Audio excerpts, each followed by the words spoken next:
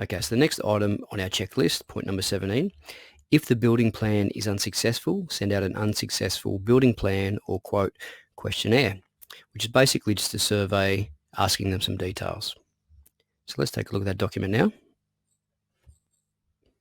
So basically there's a spot to put your logo or company letterhead, who it's to, basically thanking them for the opportunity to quote on the tender, and then just basically asking them a few questions about why you might have been unsuccessful. So the questionnaire just basically says, to enable us to better improve our service to our clients, we're seeking your views on our performance. Please assist by filling out this questionnaire. And then we've got 1 being poor through to 5 being excellent. Got the column that has the importance to the customer and then how we performed based on their experience. So going down the points there, how did you rate for customer service? What was your response time like to the inquiry? What was the response time from inquiry to site inspection like?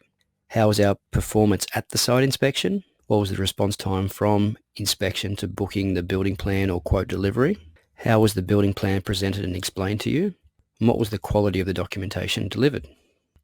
General layout of the building plan, ease of which you understood the information in the building plan, level of detail in the building plan, level of follow-up service, follow-up person's manner, representatives' knowledge of your building plan, how we compare to other builders, how would you rate your overall experience, what is the likelihood of you using us in the future, would you recommend our services?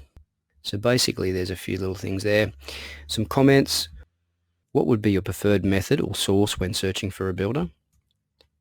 From your experience, are there any recommendations or suggestions you would like to see us implement to better improve our services? What was the main reason for you deciding to decline our building plan?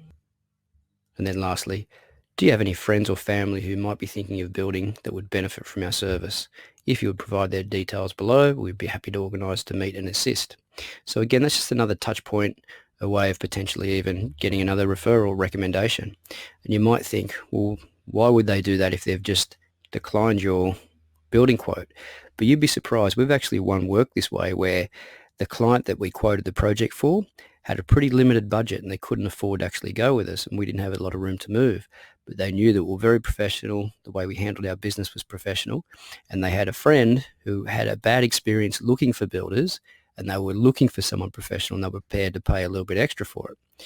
And so we actually approached that client through this referral, and we ended up winning the job because they were impressed with how we delivered and presented all of our information, and then obviously how we performed on site.